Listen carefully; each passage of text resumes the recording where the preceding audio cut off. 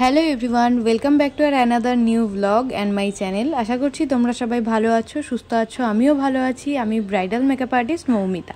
আজকে ডেলি ব্লগটা সকাল থেকেই স্টার্ট করছি। সকালবেলা উঠে চা বিস্কুট নিয়ে বসে পড়েছি ওদেরকে পড়াতে।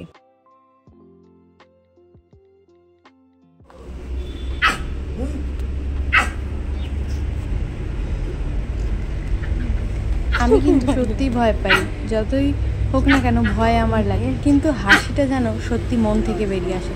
এই রকম হাসিটা হাসতে সত্যিই আমরা ভুলে যাই। তো তারপর এখানে দেখো ঝটপট করে কিন্তু আমি আর মা রেডি হয়ে পড়েছি। এখন আমরা বেরিয়েও পড়েছি। আমরা কিন্তু যাচ্ছি আজকে মায়ের কাছে পুজো দিতে। এখানে চলে এসেছি কিছুটা ফুল কিনে নিতে, কারণ বাড়িতে যেহেতু জবা ফুল ফোটেনি, তাই আজকে দোকান থেকেই কিনে নেওয়া হচ্ছে। জবা ফুলের মালা, বেলপাতা, একটা আকন্দ ফুলের মালাও পর্যন্ত নেওয়া হবে। ফুল নেওয়া হয়ে গেছে, এখন সোজা চলে এসেছি আমি মিষ্টি নিতে। ওদিকে কিন্তু মা ধূপকাঠি মোমবাতি কিনে নিয়েছে। আমরা চলে এসেছি মন্দিরে। এই মন্দিরে কিন্তু ছোটোবেলা থেকেই আসি, যখনই মায়ের কথা মনে পড়ে তখনই। তো চলো ভেতরে যাওয়া যাক, পুজোটা দিয়ে নিই। ততক্ষণ অবধি তোমরা দেখতে থাকো।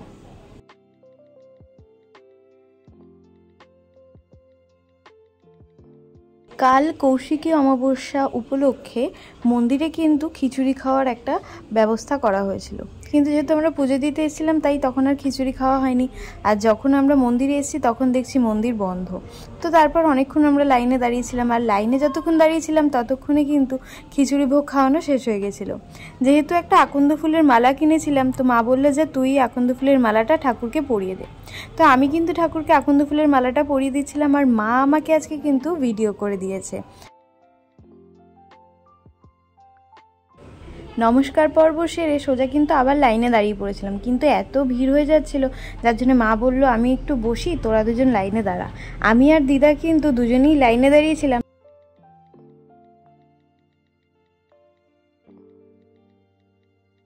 প্রায় 2 ঘন্টা দাঁড়িয়ে থাকার পর অবশেষে কিন্তু পুরোহিতমশাই এলো, এখন পুজো শুরু করবে।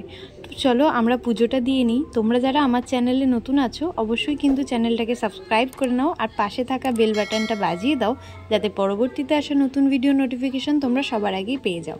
যারা আমার পেজে নতুন আছো অবশ্যই কিন্তু আমার পেজটাকে ফলো করে নিও। এখানে কিন্তু আমার পুজো সারা হয়ে গেছে, আমরা একটুখানি বসে বিশ্রাম নিচ্ছিলাম।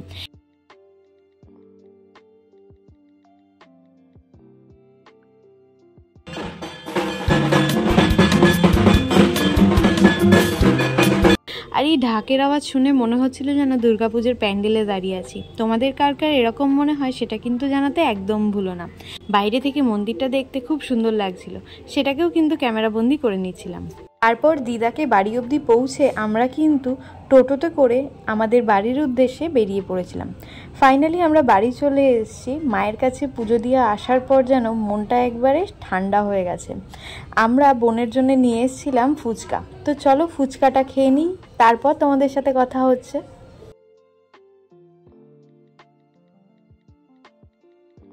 সত্যি বলছি, কোনো রকম প্রমোশন করছি না আমি ফুচকা দাদার, কিন্তু অসাধারণ ফুচকা বানিয়েছিল, কিন্তু একটু বেশি পরিমাণেই ঝাল ছিল। তো তারপর সোজা আমি চলে এসেছিলাম কিচেনে। আজকে আমাদের কিছু নিয়ম আছে, মানে এই কৌশিকী অমাবস্যার রাতে আমাদের বাড়িতে তালের কিছু রেসিপি করা হয়, সেগুলোই তোমাদের সাথে শেয়ার করব। তো আমি ভেবেছিলাম আজকে থেকে ভিডিও করাকালীনই ভয়েস দেবো, কিন্তু না, আমাদের বাড়ির পাশে পুজো হচ্ছিল। পরে যখন আমি ভিডিওটা এডিট করি তখন দেখি যে ভিডিওতে ওই ভয়েসটা চলেছে, মানে গানের আওয়াজটা। তো তার জন্য আজকেও আমাকে নতুন করে ভয়েস দিতে হচ্ছে। তো পুজো টুজো দিয়ে এসে আমি কিন্তু ফুচকা খেয়ে চলে এসেছিলাম সোজা রান্নাঘরে। আর মা এসেই কিন্তু প্রথমে ফ্রিজ থেকে আগে তাল দুটো বের করে রেখেছিল। এই কৌটোটার মধ্যে নর্মাল তাল আছে, আর এই বাটিটার মধ্যে কালকেই মা তাল গুলে রেখেছিল। কালকে কিছুটা বড়া করেছিল আর আজকে কিছুটা করবে। তো এই দুটোকে মা ফ্রিজ থেকে বের করে গেছে। এখন এগুলো দিয়েই কিন্তু আমাদের সেই যে কি নিয়ম আছে সেটাই করা হবে। তো চলো আমি তোমাদের সাথে শেয়ার করি। প্রথমেই কিন্তু আগে আমি তালের বড়াগুলোকে ভেজে নেব।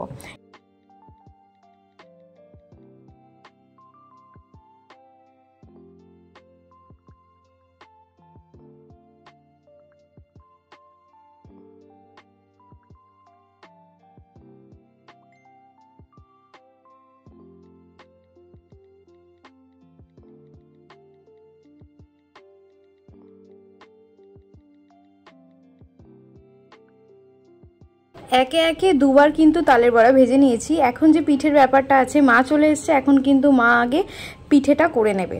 তো প্রথমেই কিছুটা পরিমাণ কলা পাতা কেটে কুচে নিয়েছি।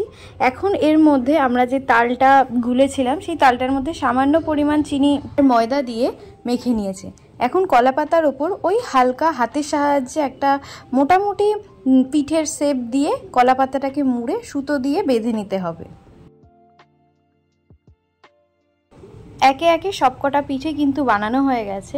বলে না কি আজকের দিনে প্রত্যেকটা সদস্যের নামে এই পিঠেটা বানাতে হয়। প্রথমেই কিন্তু চাটুটাকে গরম করে নেওয়া হয়েছে। এখন গ্যাসের ফ্লেমটা একদম কমিয়ে এক একটা করে কলা পাতার মধ্যে যে পিঠেটা বানানো হচ্ছে সেগুলো একটা একটা করে দিয়ে এক একজন সদস্যের নাম বলতে হয় নাকি যে তাদের আপদ বিপদ কাটিয়ে দেওয়া হোক। তো তোমাদের কার কার বাড়িতে এইরকম নিয়ম আছে সেটা কিন্তু জানাতে ভুলো না, বা এরকম যদি কোনো অন্য নিয়ম থাকে সেটাও কিন্তু জানাতে একদম ভুলো না।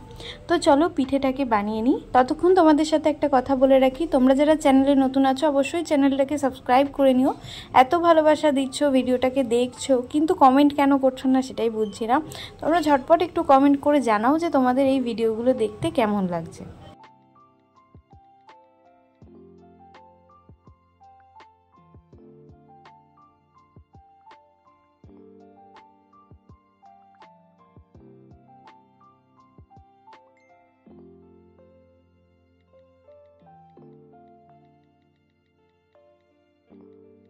গ্যাসের ফ্লেমটা একদম কমিয়ে একবার থেকে দুবার পিঠেগুলোকে উল্টে দিলেই কিন্তু পিঠেগুলো তৈরি হয়ে যাবে।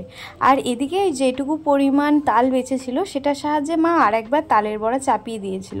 তো চলো তালের বড়াটাকে ভেজে নিই। তালের বড়া খেতে তোমাদের কেমন লাগে সেটা কিন্তু জানাতে ভুলো না। পিঠেগুলো করা হয়ে গেছে। এই পিঠেগুলো করতে কিন্তু ওই মিনিট 15 টাইম লাগে।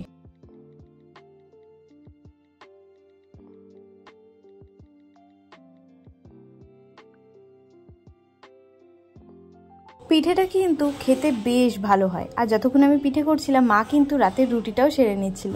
তো চলো আজকের ভিডিওটা এখানেই শেষ করছি। যদি কিছু ভালো লেগে থাকে তার জন্য লাইক শেয়ার সাবস্ক্রাইব নাও। নেক্সট ভিডিও দেখা হবে। ততক্ষণ অবধি ভালো থেকো, সুস্থ থেকো। Till then take care, tata, by.